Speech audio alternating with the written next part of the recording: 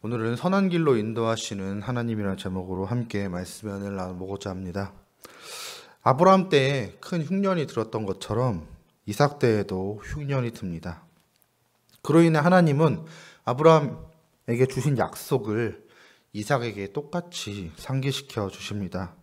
먼저 하나님은 이삭에게 애굽으로 내려가지 말고 내가 내게 지시하는 땅에 거주하라 라고 명하십니다. 그리고 그 명령과 함께 복을 주시고 큰 민족을 이루게 하시며 후손을 하늘의 별과 같이 번성하게 해주겠다라고 다시금 약속을 하십니다. 하나님이 아브라함에게 주신 약속은 그 후손도 역시 기억하고 따라야지만 이루어질 수 있는 약속입니다. 아브라함은 하나님의 명령과 약속을 다 이해하지는 못했지만 그럼에도 불구하고 믿고 따랐습니다. 이삭 또한 하나님의 말씀에 순종해 약속의 땅 가나안으로 다시 돌아가지 아니하고 그 아래 그대로 머뭅니다.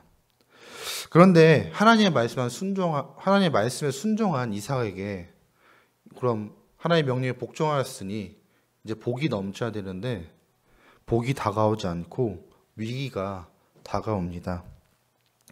이삭은 아내 리브가의 미모에 반한 그랄 사람이 그녀를 취하기 위해 혹시라도 자신의 목숨을 빼앗지 않을까 염려하였습니다. 근데 내가 너와 함께 있어 내게 복을 준다고 하신 하나님의 말씀이 있었음에도 불구하고 이삭이 보여준 두려움의 정도는 어떤 그 평소의 이삭의 모습이라고 볼 수 없을 정도였습니다.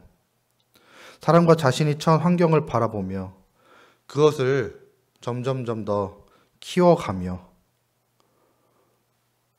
그것을 더욱더 두려워하며 그것에 점점 작아지는 인간의 모습입니다.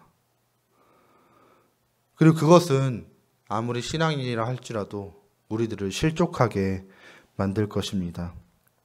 하지만 우리가 하나님을 크게 바라보면 바라볼수록 환경이라는 요소는, 고난이라는 것은 점점점 하나님이 크실수록 작아질 것이라 믿습니다.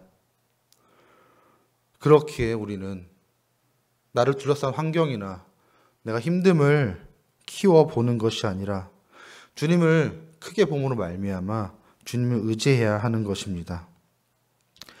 하지만 이삭은 그랄 땅에 거주하면서 느꼈던 죽음의 공포와 이 그랄 주민들과의 마찰 등 많은 어려움들을 겪으며 그 전에 계시하셨던 하나님의 위로와 격려와 약속들을 다 잃어버렸습니다.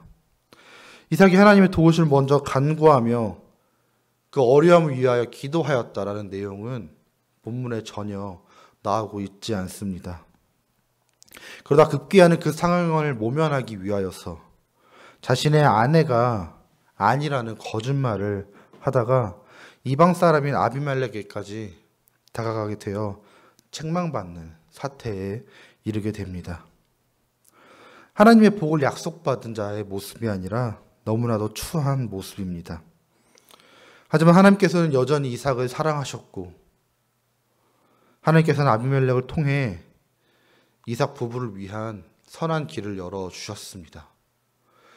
그래서 이삭의 부모는 어떤 자신들의 의지나 자신들의 신앙이 아닌 이방인 아비멜렉의 도움으로 인하여 목숨을 구원받을 수 있었습니다. 하나님께서는 자신의 백성들의 기도를 원하시며 그 기도에 응답하실 준비가 되어 있었습니다. 뿐만 아니라 환난의 때에 성도들의 부르짖음을 듣고 환난에서 구원하시며 영화롭게 하실 것을 약속하셨습니다. 그런데 이삭은 그 두려움이 있는 땅에서, 이방의 땅에서, 또 죽음의 위기 속에서 기도하지 않고 주님께 보호함을 간구하지도 않았습니다. 이 사실을 기억하지 못할 때 우리는 좌절감을 이겨낼 수 없습니다. 좌절감이 찾아온 우리는 신앙의 힘으로 그것을 딛고 일어서야 하지만 딛고 일어서지 못하고 그것이 위기가 되어 우리의 신앙이 오히려 더 떨어질 수 있습니다. 하나님께서 분명히 아담에게 다스리고 정복하라라고 말씀하셨던 이 세상에서 우리는 다스리고 정복해야 되지 못하고 세상을 두려움의 대상으로 바라보며 내 안정과 욕심을 위해 세상과 타협하게 될 뿐만이 아니라 급기야는 이 두려움에서 벗어날 방법을 하나님께 구하는 것이 아니라 세상에 구하는 모습까지 우리는 보입니다.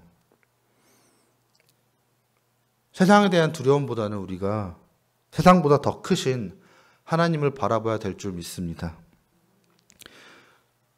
믿음의 조상이라 불렸던 아버지를 가진 이삭이었고 그 자신 또한 하나님께 크나큰 복을 약속받았던 이삭이었지만 세상을 크게 바라봄으로 하나님을 점점 더 자신의 마음속에 작게 만들었습니다. 우리는 이삭이 이러한 것들을 행하였던 것을 기억하며 오직 이 땅 가운데 모든 것을 다스리시는 분은 하나님뿐임을 깨닫고 주님이 인도하시는 길을 향해 걸어갈 수 있는 저와 여러분이 되기를 소망합니다.